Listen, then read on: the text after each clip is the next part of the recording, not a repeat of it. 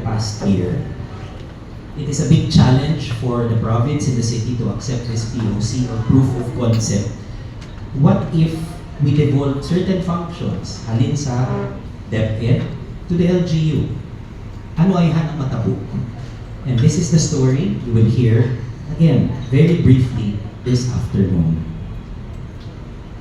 So the question stands, can LGUs manage education?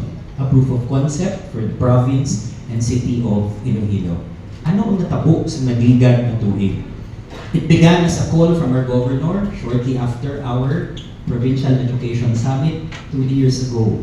Kaya nakita ni Gov ang education data, and you yourselves, and here I'm talking about the mayors, found it not only unpleasant, but also unacceptable.